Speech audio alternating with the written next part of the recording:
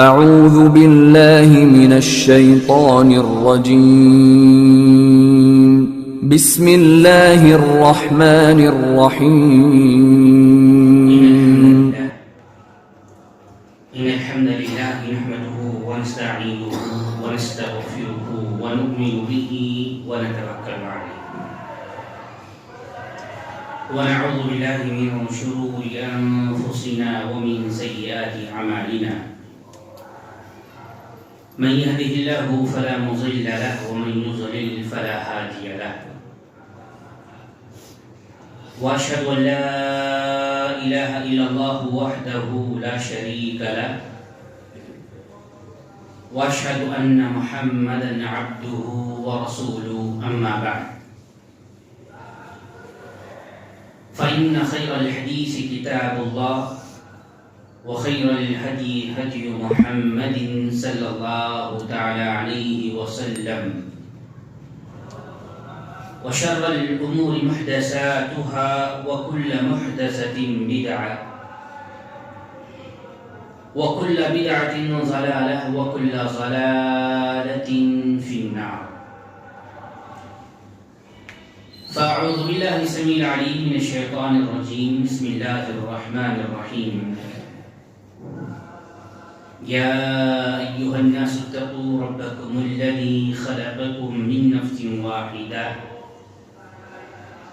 وخلق منها زوجها وبث منهما رجالا كثيرا ونساء واتقوا الله الذي تساءلون به والأرحام إن الله كان عليكم رقيبا يا أيها الذين آمنوا اتقوا الله حق تقاته ولا تموتن إلا وأنتم مسلمون يا أيها الذين آمنوا اتقوا الله وقولوا قولا سديدا يصلح لكم أعمالكم ويغفر لكم ذنوبكم ومن يطع الله ورسوله فقد فاز فوزا عظيما رب اشرح لي صدري ويسر لي أمري واحلل عقدة من لساني يفقهوا قولي سبحانك لا علم لنا إلا ما علمتنا إنك أنت العليم الحكيم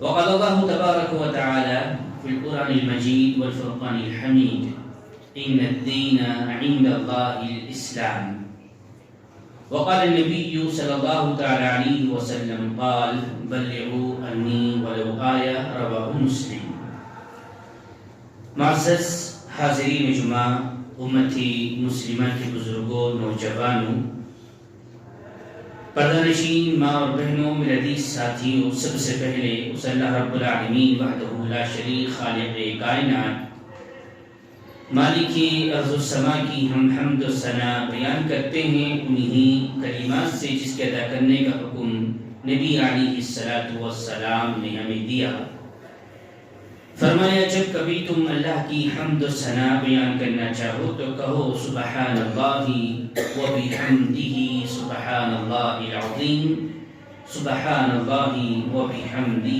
سبحان اللہ العظیم سبحان اللہ و بحمدہ سبحان اللہ العظیم اللہ رب العالمین کی اس مختصر سی حمد و ثنا کے بعد درود و سلام کا نزول کرتے ہیں ان تمام مقدس ہستیوں پر جنہیں اللہ تبارک و تعالیٰ نے توحید کی دعوت کے لیے چنا اور اپنی اپنی قوم کے لیے انہیں رہبر رہنما بنایا، جن کی آخری کڑی ہمارے نبی آخر الزمان محمد الرسول اللہ صلی اللہ علیہ وسلم پر ختم ہوتی ہے۔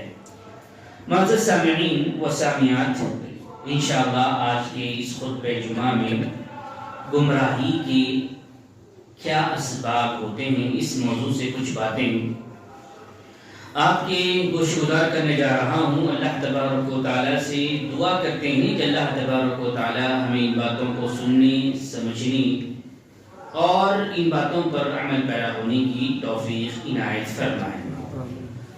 معزز حاضرین، گمراہی، گمراہ، ضلالت اور ظلمات یہ ایسے الفاظ ہیں اس کے معنی اور مفہوم پر ہم غور تدبر کرتے ہیں تو تو دین اسلام سے ہٹ کر یا سنت رسول صلی اللہ علیہ وسلم سے ہٹ کر جو چیزیں کی جاتی ہیں، اپنائی جاتی ہے، عملی جامہ پہنایا جاتا ہے، یہ ساری چیزیں اس لفظ کے ساتھ جڑ جاتی ہیں۔ جس طرح دن اور رات ہے، جھوٹ اور سچ ہے، اسی طرح ہدایت اور گمراہی ہے، ہدایت اور ضلالت ہے۔ روشنی کے مخالف میں، مقابلے میں آپ کو اندھیرا نظر آتا ہے، اندھیرے کے مقابلے میں روشنی نظر آتی ہے۔ لفظ گمراہ جب ہم استعمال کرتے ہیں تو اسلامی تعلیمات کے اعتبار سے جو بھی شخص اسلام کو نہیں اپناتا، اس پر عمل پیرا نہیں ہوتا، اس میں بہت سارے اسباب کو اپناتے ہوئے اپنی من مانی زندگی گزارتا ہے، تو یقیناً وہ اسلام کی راہ پر نہیں ہے، ہدایت کی راہ پر نہیں ہے، بلکہ گمراہی کے راہ پر وہ گامزن ہے۔ آئیے سب سے پہلے اس بات کو اچھی طرح ہم سمجھنے کی کوشش کریں کہ جس دین کو ہم اپناتے ہیں، جس اسلام کو ہم مانتے ہیں، وہ دین اللہ کا پسندیدہ دین ہے یا نہیں ہے۔ روئے زمین پر قدیم زمانوں میں، قدیم دین کے اندر مجوسیت کا ذکر آتا ہے، ہندو مت کا ذکر آتا ہے، بدھ مت کا ذکر آتا ہے۔ یہ غیر الہامی کتابوں کے ساتھ دنیا میں اپنی اپنی منہج، اپنی اپنی دعوت دے رہے ہیں۔ مجوسی مجوسیت کی طرف دعوت دے رہا ہے، ہندو مت ہندوازم کی طرف دعوت دے رہا ہے، بدھزم اپنی بدھ کی طرف دعوت دے رہا ہے۔ یہ غیر الہامی مذاہب کا ذکر دنیا کے اندر ملتا ہے۔ اگر آپ الہامی مذاہب کو دیکھیں، عیسائیت اور یہودیت، نصرانیت اور یہودیت، یہ بھی اپنی اپنی دعوت اپنی اپنی طریقے سے روئے زمین پر دے رہے ہیں۔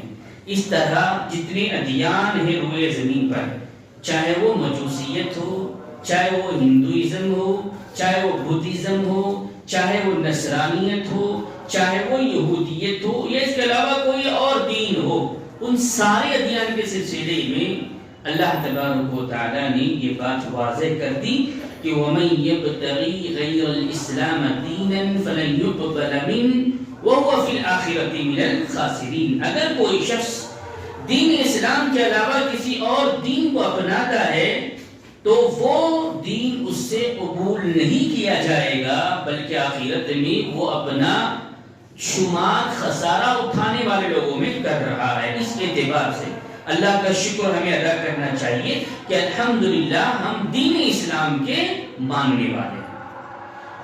سارے ادیان کے اندر دین اسلام کو شمار کرتے ہیں۔ دین اسلام کے سلسلے میں اللہ تبارک و تعالیٰ نے واضح طور پر یہ بات بیان کی کہ ان الدین عند اللہ الاسلام، میرے پاس اس روئے زمین پر کوئی قابل قبول دین ہے تو وہ دین اسلام ہے۔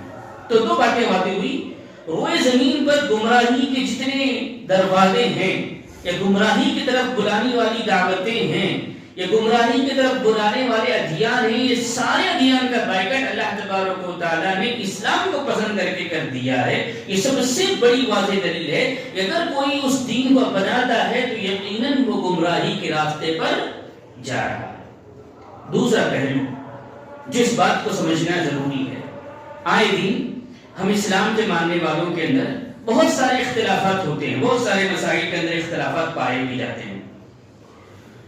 محرم سے یہ اختلاف شروع ہوتا ہے تو ذی الحجہ تک چلتا رہتا ہے۔ محرم کے مہینے کو لے کر، ربیع الاول کے مہینے کو لے کر، رجب کو لے کر، شعبان کو لے کر، اس میں منائی جانے والی بدعات و خرافات کو لے کر، اس میں بہت ساری ایسی چیزیں ہوتی ہیں۔ آئے دن امت مسلمہ کے اندر ایک پریشانی ہوتی ہے کہ یہ صحیح ہے یا غلط ہے، کشمکش میں ہم زندگی گزارتے ہوئے اس پہلو تک پہنچ چکے ہیں۔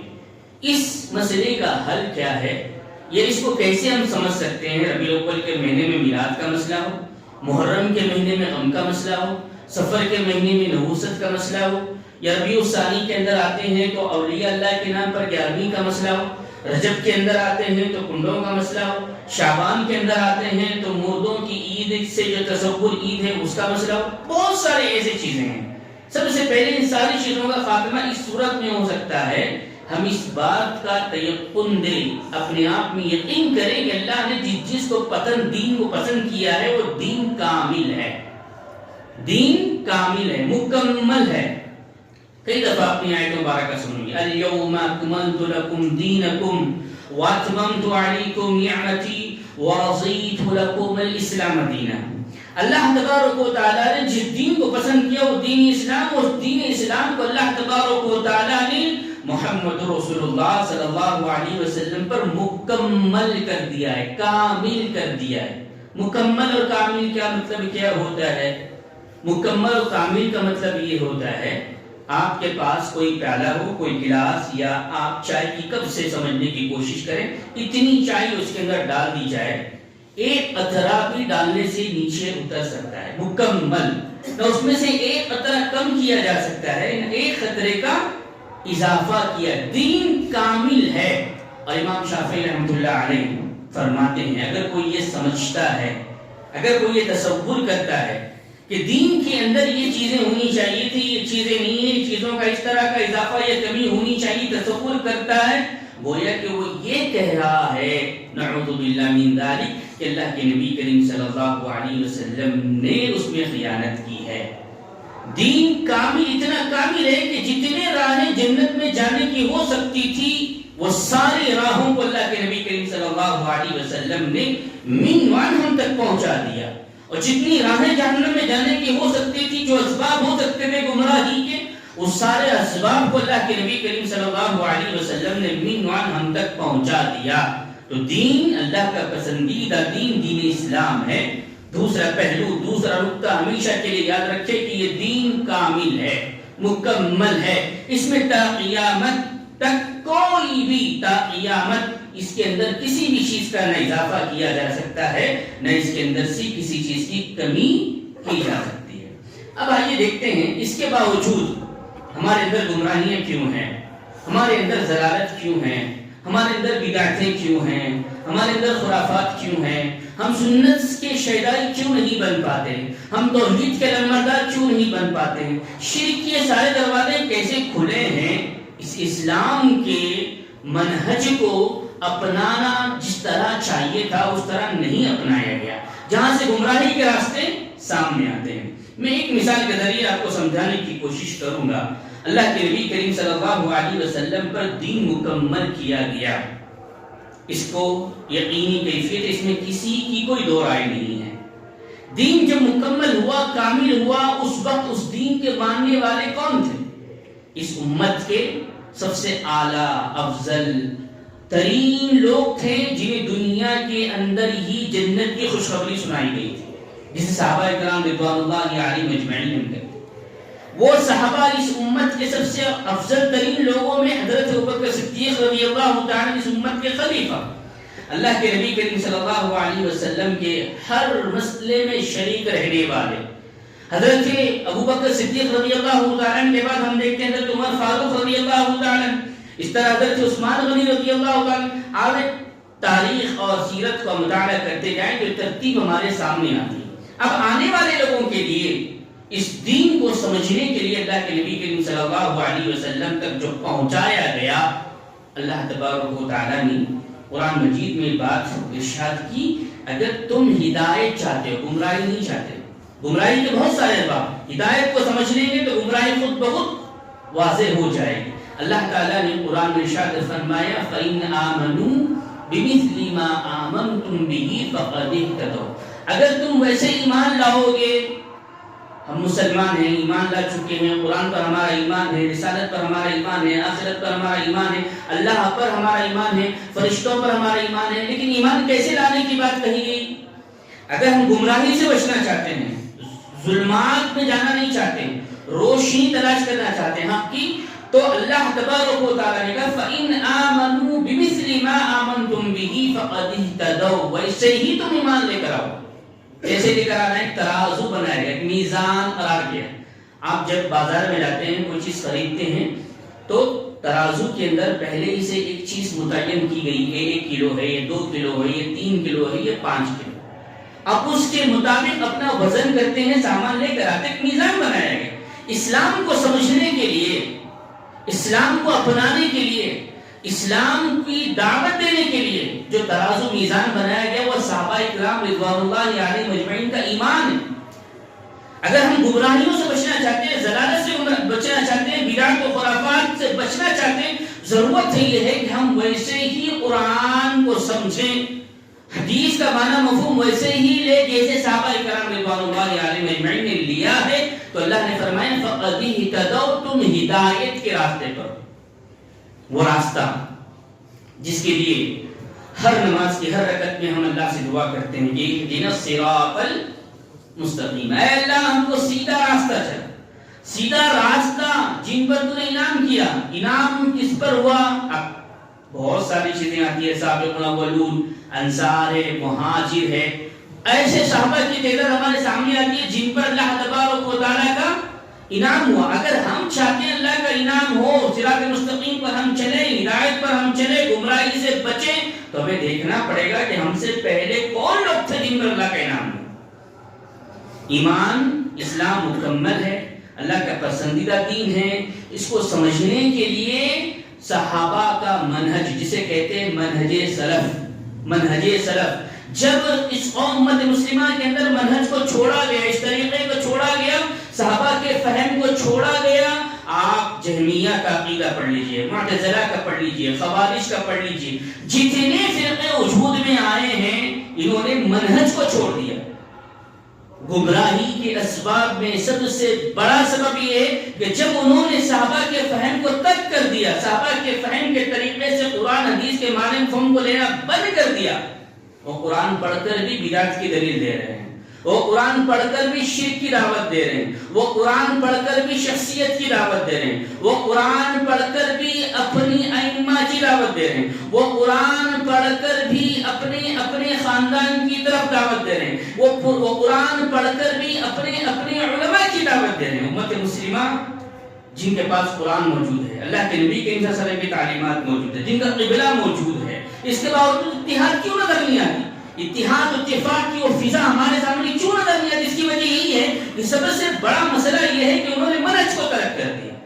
اگر منہج کے مطابق قال اللہ و قال رسول کی صدا کو بلند کیا جاتا، قرآن پڑھ کر وہی معنی مفہوم لیا جاتا جو صحابہ نے لیا ہے، تو نہ وسیلے کے لیے کوئی دروازے کھلتے۔ میرے بھائیوں بہت تفصیل ہے، ایک آیت میں نے آپ کے سامنے رکھی، منہج سلف کو سمجھے۔ یہ وقت کا تقاضا ہے کہ دنیا کے اندر جتنے ادیان ہیں اس کا تو ٹوٹل بائیکاٹ ہو چکا ہے، دین اسلام کو سمجھنے کے لیے طریقہ بیان کیا گیا، وہ ہے منہج سلف، صحابہ کا فہم، صحابہ کا طریقہ۔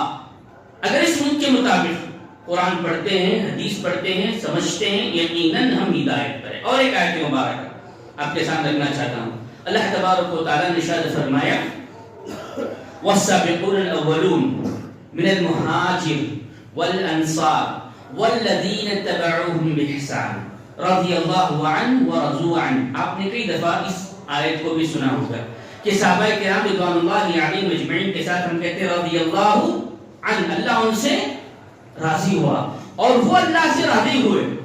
یہ صحابہ کی اعلیٰ صفت میں سے رضی اللہ عنہ ورضوا عنہ۔ اللہ نے فرمایا والسابقون الاولون من المہاجر والانصار، تین چیزوں کا اللہ نے یہاں پر ذکر کیا۔ اگر ہم گمراہی سے بچنا چاہتے ہیں، ہدایت طلب کرنا چاہتے ہیں، صراط مستقیم کو اپنانا چاہتے ہیں، اللہ کی رحمت سے مالا مال ہونا چاہتے ہیں، اللہ کی جنت کے مستحق ہونا چاہتے ہیں، ہم اپنے آپ کو نیک بنانا چاہتے ہیں، تو اللہ نے فرمایا والسابقون الاولون، تم سے پہلے جو لوگ گزر چکے ہیں ان کو تمہیں دیکھنا پڑے گا۔ سابقون الاولون کے بعد انصار اور مہاجر۔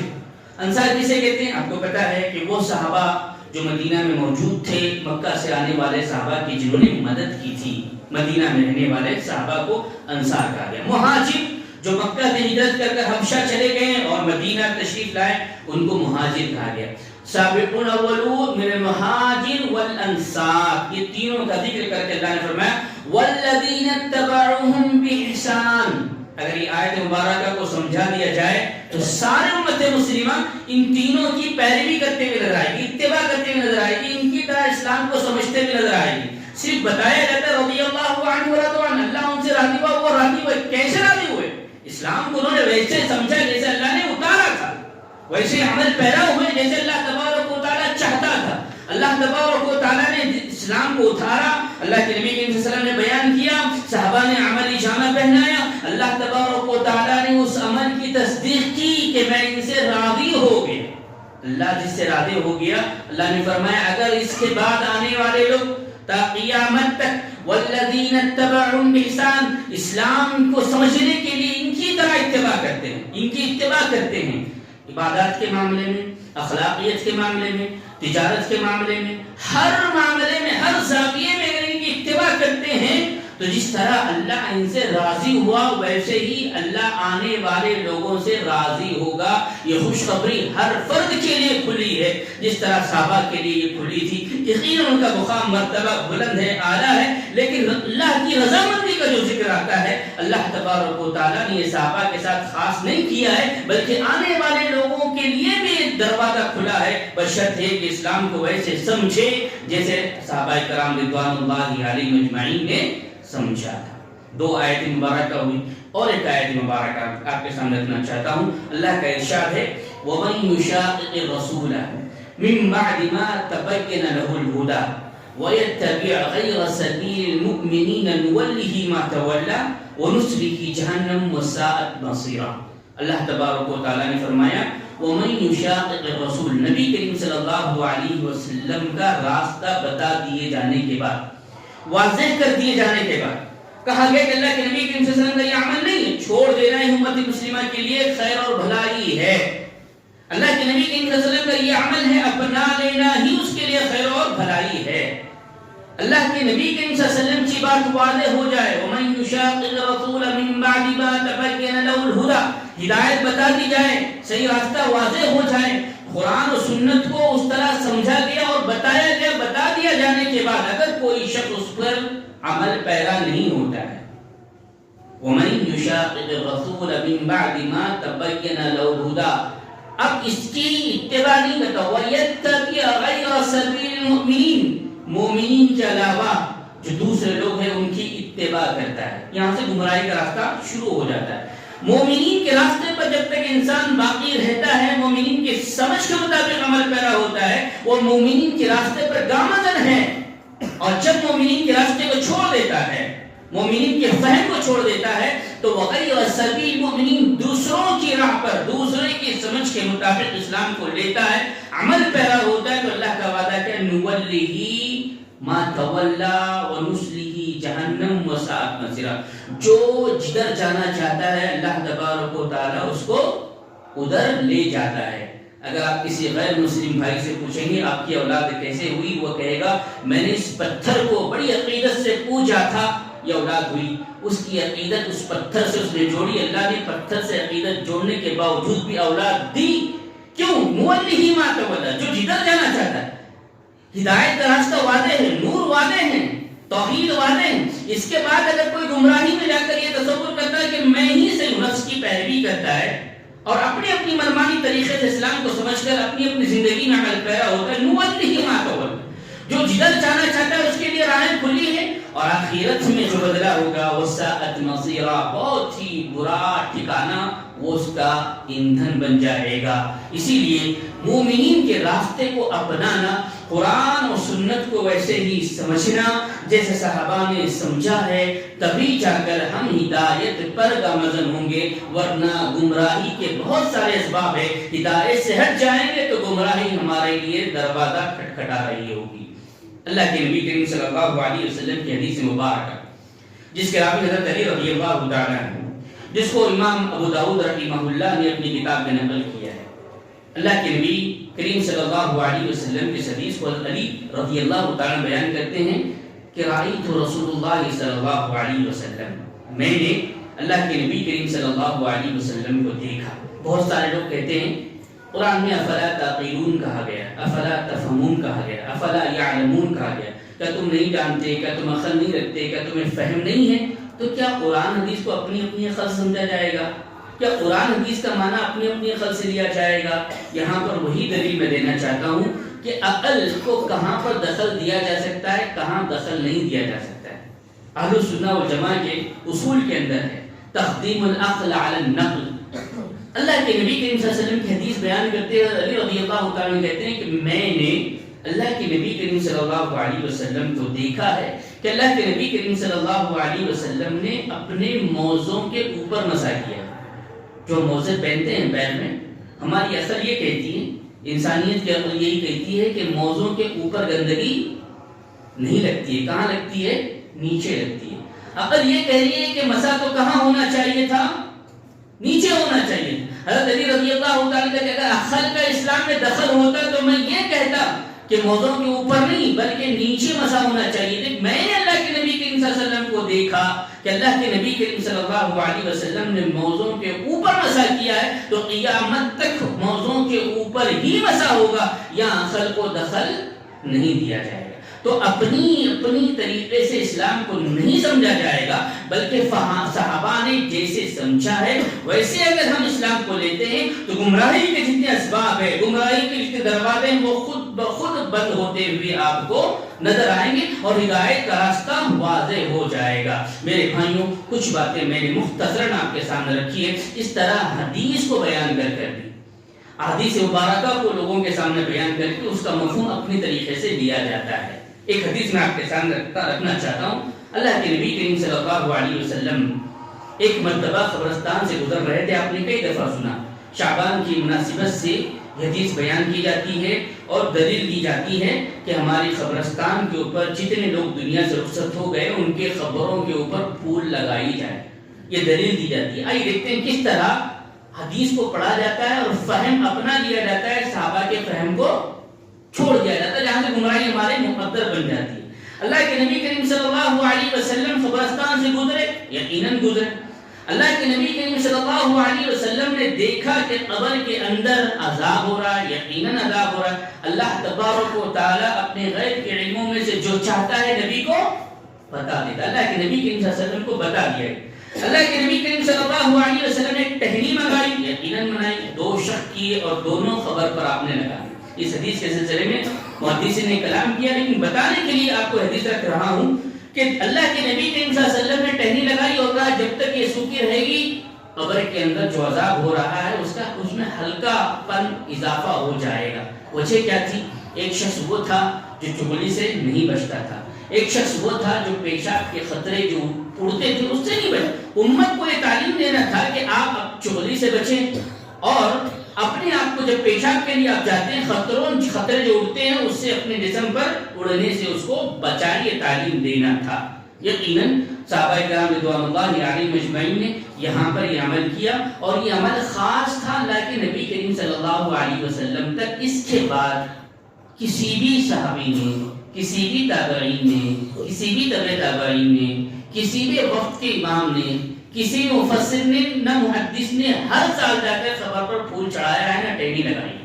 یہاں سے یہ دلیل لے کر کہتے ہیں کہ اللہ کے نبی صلی اللہ علیہ وسلم نے عمل کیا ہے، یقیناً کیا ہے۔ اللہ کے نبی کریم صلی اللہ علیہ وسلم کا ایک خاص عمل تھا، اللہ کے نبی کریم صلی اللہ علیہ وسلم کو اطلاع دی گئی تھی، امت کو تعلیم دینا تھا۔ اگر وقت کا باپ دنیا سے رخصت ہو رہا ہے، بیٹا کیا تصور کر کے ٹہنی لگا رہا ہے، ذرا سوچے تو صحیح ہو کہ میرے باپ کو عذاب ہو رہا ہے، ماں گزر رہی ہے اور بیٹا ٹہنی لگا رہا ہے، کیا تصور کر رہا ہے؟ میرے بھائیوں، اس حدیث کو لے کر غلط مفہوم لیا گیا، یہاں تک بیان کیا گیا کہ اللہ کے نبی کریم صلی اللہ علیہ وسلم کو غیب علم تھا، غیب کا علم تھا۔ اس حدیث کو رکھتے ہوئے غلط مفہوم لیا گیا۔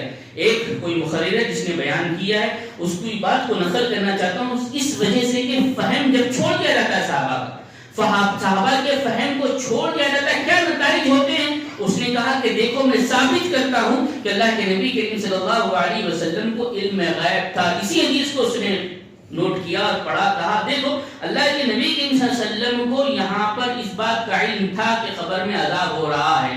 زمانے کے 3 ہوتے ہیں، پاسٹ، پریزنٹ، فیوچر۔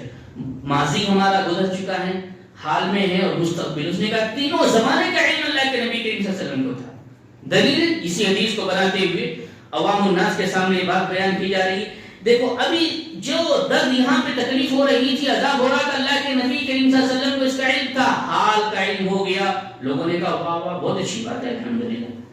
اور دوسری دلیل اس نے دی، دیکھو گزشتہ ان لوگوں نے چغلی کی تھی اور پیشاب کے چھینٹوں سے نہیں بچتا تھا، یہ پاس کا علم ہو گیا۔ اور تیسرا دیکھو آئندہ جب تک یہ ٹہنی سوکھی ہے، جب تک کچی نہیں ہوگی، کچی ہے سوکھی نہیں ہوگی، اس وقت تک ان کو عذاب نہیں ہوگا مستقبل کا۔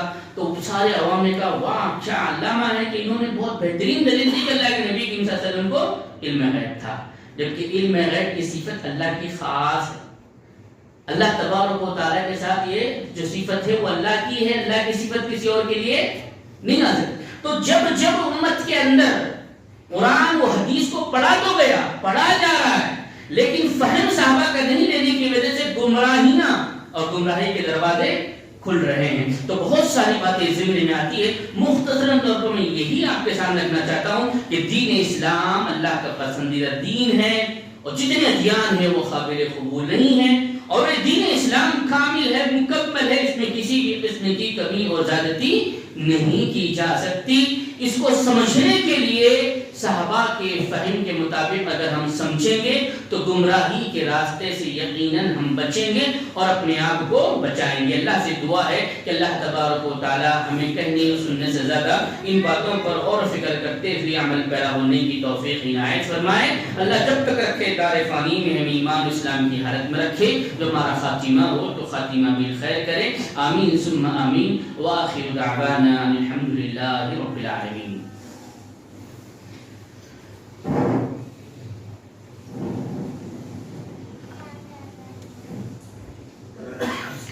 الحمدللہ رب العالمین والصلاة والسلام علی رسول کریم۔ معزز حاضرین، گمراہی کے اسباب کے موضوع سے کچھ باتیں بیان کرنی تھی۔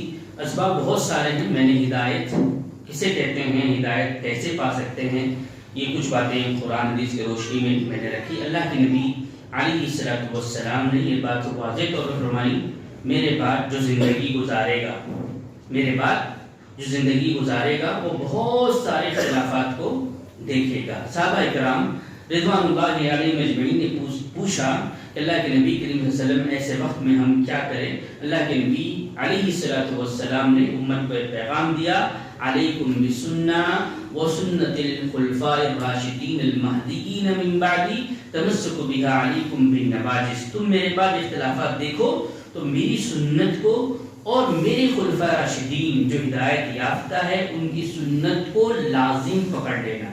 ہدایت پر رہنے کے لیے اللہ کے نبی کریم صلی اللہ علیہ وسلم نے کیا بتایا؟ میری سنت کو، میرے خلفاء راشدین جو ہدایت یافتہ ہے ان کی سنت کو تم لازم پکڑنا۔ یہاں تک عربی زبان کے اندر عضو بالنواجذ ہے، نواجذ کہتے ہیں داڑھ۔ جب کوئی چیز کو پکڑنا ہوتا ہے تو سامنے سے آپ نہیں پکڑتے، جو سامنے والا چھڑانا چاہتا ہے داڑھ سے آپ پکڑتے ہیں۔ تو کہا ایسے لازم پکڑ لینا سنتوں کو، تم گمراہی میں نہیں جا سکتے، تم ہدایت پر رہو گے۔ اللہ کے نبی کریم صلی اللہ علیہ وسلم نے یہ بات واضح طور پر فرمائی، لہذا محرم ہو، سفر ہو، ربیع الاول ہو، ربیع الثانی ہو، رجب ہو، شعبان ہو، دن ہو یا رات ہو، ہمیں دیکھنا ہوگا کہ اسلام کو صحابہ نے کیسے سمجھا ہے، کیسے عمل کیا ہے، ویسے ہی سمجھیں گے، ویسے ہی عمل پیدا ہوں گے، یقیناً گمراہی کے راستے سے ہم بچے رہیں گے۔ اللہ کے نبی علیہ الصلوۃ والسلام کی اور ایک حدیث مبارکہ، اللہ کے نبی علیہ الصلوۃ والسلام نے فرمایا کہ اس سے پہلے قوموں میں 72 فرقے ہوئے، میری امت کے اندر 73 فرقے ہوں گے۔ اور اللہ کے نبی کریم صلی اللہ علیہ وسلم نے فرمایا کلہم فی النار، سب کے سب جہنم میں جائیں گے۔ اور آج روئے زمین پر ہر کوئی یہ دعویٰ کرتا ہے، ایک کے بارے میں اللہ نے کہا الا واحدہ، سوائے ایک کے جو جنت میں جائے گا۔ ہر کوئی یہ کہتا ہے کہ وہ ہم ہیں، ہم ہیں، ہم ہیں، ہم ہیں۔ ہمیں دیکھنا پڑے گا کہ وہ کون ہیں۔ الا واحدہ، الا واحدہ، ایک ہے جو جنت میں جائے گا، جس کو طائفہ منصورہ کہا ہے۔ اہل السنہ والجماعہ کے اصول کو پڑھتے ہیں، سامنے آتی باتیں کہ اللہ کے نبی علیہ الصلوۃ والسلام نے فرمایا کہ ما انا علیہ و اصحابی، آج میں جس دین پر ہوں، میرے صحابہ جس دین پر ہے، اسی طرح دین پر عمل پیرا ہوتے ہیں اور صحابہ تابعین تبع تابعین کی اتباع کرتے ہیں، تو یقیناً وہ طائفہ منصورہ ہے اور وہ واحد جماعت ہے جو جنت کے مستحق ہوگی۔ اب جماعت سے مراد سوال ہوتا ہے 2000 کی تعداد ہو، 4000 کی تعداد ہو یا 5000 کی تعداد ہو۔ اگر آپ اس کا اور گہرائی سے مطالعہ کرتے ہیں، ابراہیم علیہ السلام کتنے تھے؟ ایک تھے، تنہا تھے، اور ساری قوم ان کی مخالفت میں تھی، وقت کا بادشاہ مخالفت میں تھے۔ اور اللہ تعالیٰ نے کہا ان ابراہیم کان امہ، ابراہیم علیہ السلام کیا تھے؟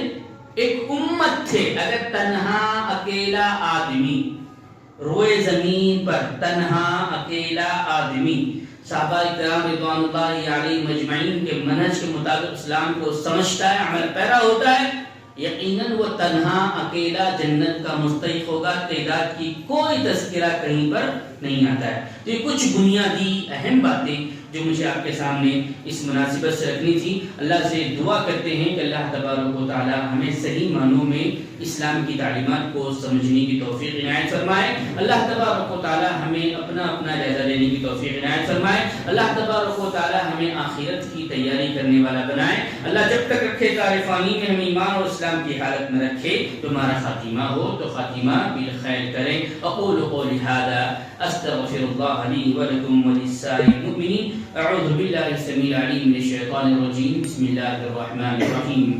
ان اللہ وملائکتہ یصلون علی النبی یا ایھا الذین آمنوا صلوا علیہ وسلموا تسلیما۔